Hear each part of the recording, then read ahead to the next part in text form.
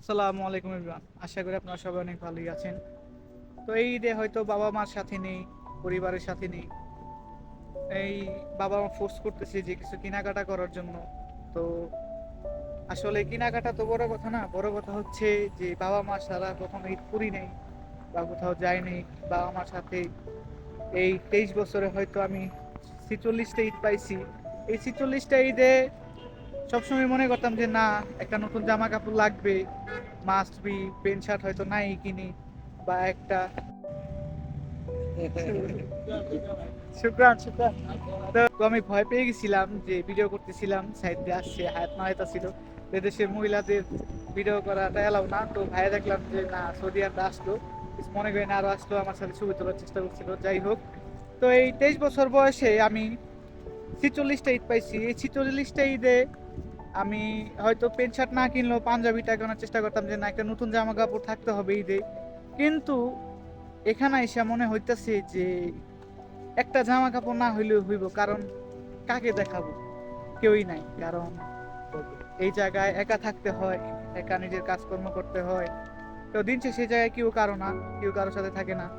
এই জীবনটা এসে মনে হইতেছে যে না, অনেক বড় হয়ে গেছি। মানুষদের দেখতাম বড় হয়, সবাই কেনাকাটা করে, আমরাই কেন কেউ কিনি না।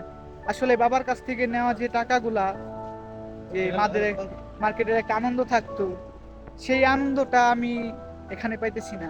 বাবার কাছ থেকে 500 টাকা নিয়ে যখন হাত খরচ করতাম, তো কত কিছুই, কত খুশি না মনে হতো যে না, এই 500 টাকা নিয়ে হাত খরচ করতে হইব, কত খুশি থাকতাম। আর আমি তার ছেলে 50,000 টাকা ইনকাম করতেছি এখন।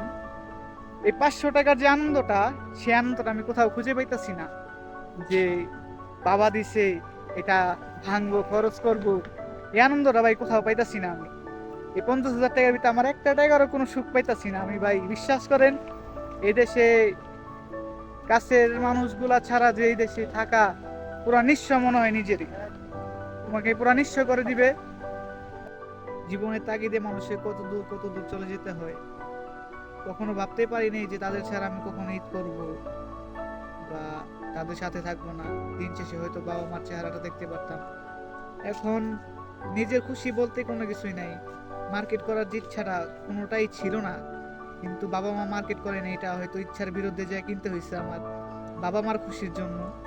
তো এখানে নিজের খুশি বলতে কিছু নাই। নিজের খুশি বলতে কি, যে এখন বাবা মাকে খুশি করতে পারবো, এখন বাবা মার মুখে হাসি ফুটাইতে পারি, এটাই হয়তো প্রত্যেকটা ছেলের অর্জন এখানে। তা আমি চাই আমার জন্য দোয়া করবেন প্রত্যেকটা বাবা মার, জানি সবাই, সব সন্তানই জানি তাদের ছেলেরা হাসি ফোটাতে পারে তার বাবা মার মুখে। আর ঈদের সময়টা আসলে সবাই বাড়ি যেতে পারে। আমাদের মতো ভাইয়েরা যারা প্রবাসী, তারা হয়তো বাড়ি যেতে পারে না, তাদের হয়তো কোনো স্কোপ থাকে না যাওয়ার মতো, যাওয়ার ইচ্ছা থাকলেও তাদের কোনো স্কোপ থাকে না। বা সবকিছু মিলে এখানে এই দেশে আসতে হয় নিজের ইচ্ছায়, যাইতে হইব আপনার অন্যের ইচ্ছায়। তো দোয়া করবেন সবাই যে প্রত্যেকটা সন্তান জানি তার বাবা মার মুখে হাসি ফুটাতে পারে, তার বাবা মাকে সুখ দিতে পারে, শান্তি দিতে পারে। আর এই দেশে আইসা বাবা মারে যে কি পরিমাণ মিস করতেছি, সেটা হয়তো বলার বাইরে। বাবার সাথে রাগ করা, মার সাথে ঝগড়া করা, বাইরে চলে যাওয়া, শেষমেশ একটাই কথা, প্রিয়জনদের ছাড়া ঈদ করতে হইতেছে। মনে একটা বিশাল কষ্ট নিয়ে হয়তো হাসি মুখে বাবা মাকে বলতে হবে, ভালো আছি, ঈদ করতেছি, তোমরা থাকো, খুশি থাকো, সুস্থ থাকো। আর আমার মতো অনেক ভাইরাই আছে হয়তো যেরকম কোনো কিছু কেনার আগ্রহ থাকে না। এতদিনে পরে এসে মনে হয় যে না, অনেক বড় হয়ে গেছে, অনেক বড়, যে নিজের ভিতর থেকে ঈদ আসতেছে, একটা সুতা কেনার ইচ্ছা নাই। এত ঈদ গেল, একটা পাঞ্জাবি হলেও লাগবো, কিন্তু এখন না, না দরকার নাই। পরিবারের মানুষ খুশি থাকলেই আমরা খুশি। এতদিনে বুঝতে পারলাম যে কেন বাবা নিজের জন্য মার্কেট করতো না, তার জন্য কেন বাজেট রাখতো না। আমার বাবা মাকে সবসময় দেখছি, হয়তো আমার বাবা না, প্রত্যেকটা বাবা মাই তাদের সন্তানরা যখন কেনাকাটা করে আসে, তাদের হাসি মুখটা দেখে তখন বাবা মা যায় শপিং করতে। আপনার কেনাকাটা করার পর যা থাকবে, তারপর ওনারা তা দিয়ে তাদের কিছু শখ মেটাবে। কিন্তু আমি আমার বাবাকে কখনো দেখি নাই এত টাকা ইনকাম করে উনি যে একটা কিছু তার জন্য কিনবে। আমরা সন্তান হিসাবে যা দিতাম, হাসি একটা দিত, এই হাসি মুখে সবকিছুই মাইনা নিত। হাসি মুখে যে না বলতো যে আমার সন্তানরা দিছি, আমার সন্তানরা এই জিনিসটা আমাকে কিনে দিচ্ছে, এইটাই খুশি। কিন্তু তিনি তার টাকাটা কখনো কিনতো না, বা তার জন্য যে বাজেট, সেই বাজেটটাও রাখতো না।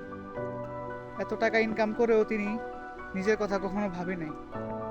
যাক, আল্লাহর কাছে দোয়া করি, এখন আমরা বড় হয়েছি, সব সন্তানই সবার কাছে সবসময় ছোট থাকে। তো বাবা মা ফোর্স না করলে হয়তো এটা কিনতাম না, কিন্তু চাইতেছি না বাবা মা কষ্ট পাক, বাবা মার ইটটা মাটি হোক, নিজের ইচ্ছার বিরুদ্ধে গিয়েও কিছু করতে হয়। পৃথিবীর সব বাবা মা সবাই যেন সুস্থ থাকে, ভালো থাকে, প্রত্যেকটা সন্তান জানি এদেশ থেকে গিয়ে মায়ের কোলে বাবার কোলে ফিরে যেতে পারে, তাদের হাসি মুখটা দেখতে পারে, তাদের সফলতা জানি প্রত্যেকটা মা বাবা দেখে যেতে পারে। আসসালামু আলাইকুম।